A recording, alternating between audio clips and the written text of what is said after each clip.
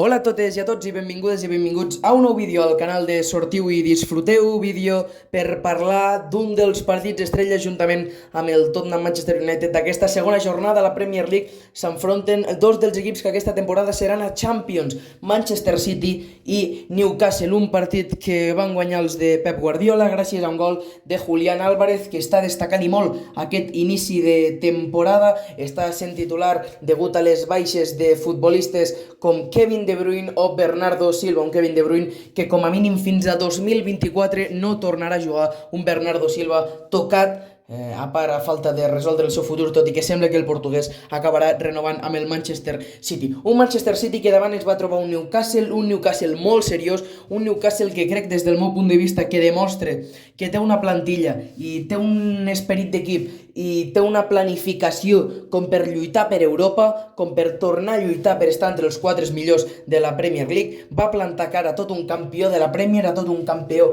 de la FA Cup, a un campió del triplet al final,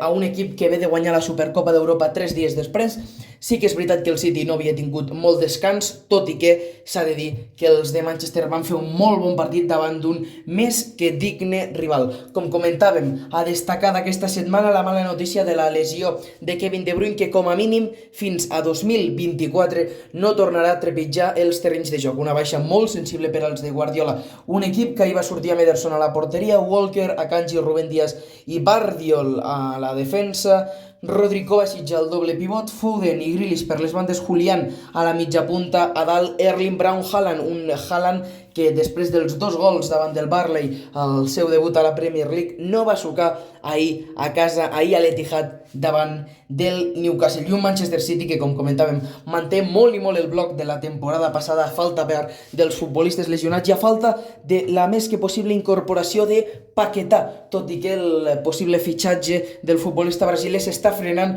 per una investigació al futbolista del West Ham per presumptes apostes en partits de futbol. S'haurà de veure com acaba tot aquest tema per part del Newcastle, un Newcastle que, recordem, venia de guanyar per 5-1 amb un gran Alexander Isak a l'Aston Villa, Pope a la porteria, Barnes, Botman, Scar i Trippier a la defensa, Bruno Guimaraes, Joelinton i Tonali al mig del camp, Anthony Gordon, Alexander Isak i Almiron a dalt.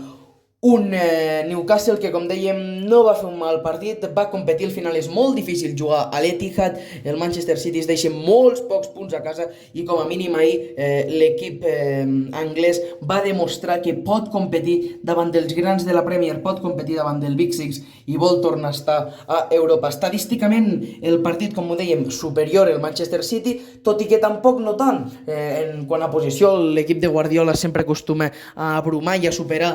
amb grans diferències als seus rivals. No va ser el cas, tan sols un 20% de diferència. Al final sabem que el Manchester City és un millor equip que el Newcastle, però un Newcastle que té les expectatives molt i molt altes en aquesta temporada. El Manchester City, el que no li ha afectat la final de la Supercopa d'Europa, no li ha afectat jugar entre setmana i ha vençut, segon partit a la Premier League dels de Guardiola, segona victòria dels de Santpedor de la mà de Julián Álvarez, que està trucant a la porta del Manchester City al final dels 90 minuts. Victòria Citizen 1-0 davant del Newcastle.